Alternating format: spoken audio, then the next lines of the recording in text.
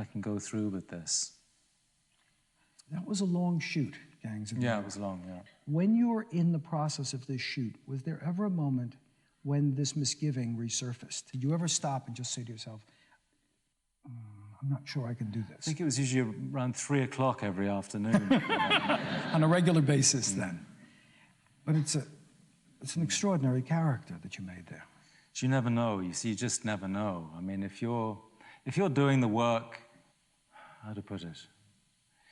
If you think you know, then something's not quite right. You cannot tell.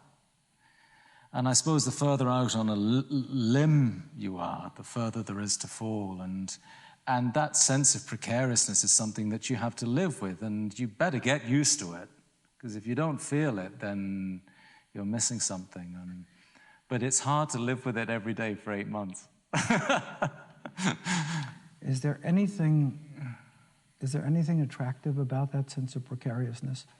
Some people, I think, would say it's even addictive. Yeah, it's invigorating.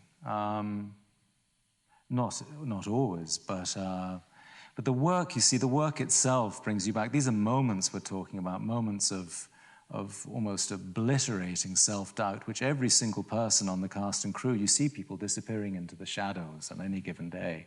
And you see them, you see the core of them melting. And I've seen some of the most talented people I ever met stopped in their tracks, paralyzed by that sense of doubt. But it's a balancing act. Does it ever go away? I doubt it. But it hasn't gone away for you. No. No, no. Is there one there that you can say, you know, I am proud of that. I think I nailed that. I think I did a good job for them. I'm a bit of a nitpicker, quite honestly, and... Never would have guessed that.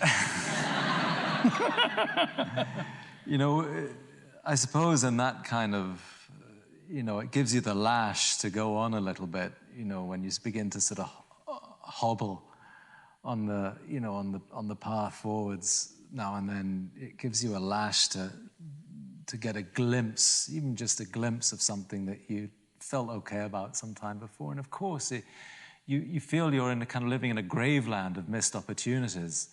And that's part of the beauty of the work, is that you're working within imperfection the whole time.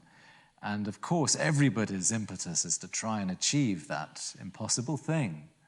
On a film, you've got maybe 100 people on a small crew, actors and technicians, who all somehow have to have the single-mindedness as individuals and the like-mindedness as a group to achieve that thing, moment to moment. And that includes the post-production, the editing, and so on. So many things have to go right. Making a film is a difficult thing, and making a good film is nigh on impossible. Yeah.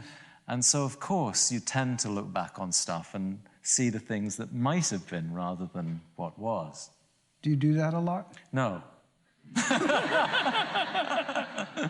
It's too depressing. I was hoping you would say that. You've made very specific selections. You've turned down at least 24 films that I know about, and I won't even go into those films because there's no point in it. But they say, who should we get? Well, if Daniel Day-Lewis would, he doesn't do much. You can't make a career out of turning down films. But you know what you can do? You can make a life. You can make a life in which you feel you've controlled your destiny. And very few actors can say that. Truly, and I mean, there have been opportunities that I recognized fully as being powerful ones, with people that I would, in any circumstances, have loved to work with. But you cannot account for this strange appetite that reveals itself from time to time for something completely unanticipated. And I never know where that appetite is going to come from or what it is going to be for.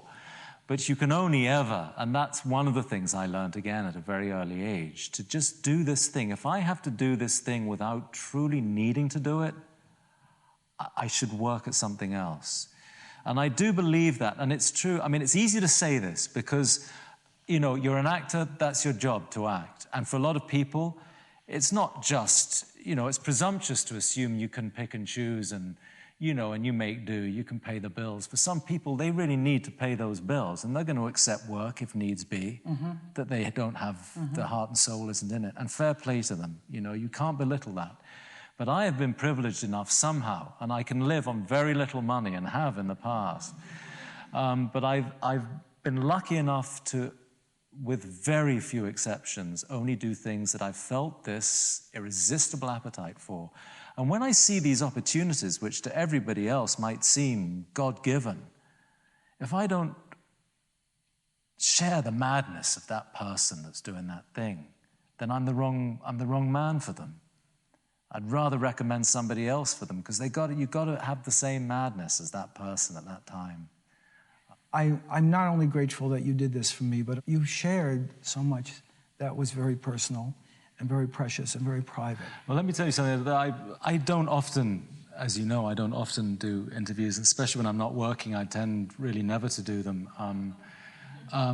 But we've talked a few times over the years, and it's quite a rare thing to be able to talk to somebody that has that feeling, that ability to conduct an interview in such a wonderfully engaging way. So thank you for that. Thank you.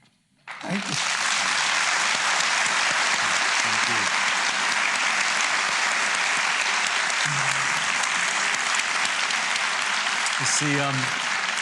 See, the great thing about me, Rich, is that I'm almost invariably at a loose end. So, and unfortunately, he passed away a few years ago, but I only ever had one agent when I began with as a kid, and if ever I could get him on the phone, which wasn't often, he used to say to me, you know, dear boy, he said, your greatest asset is your availability. So I'm glad you capitalized on my...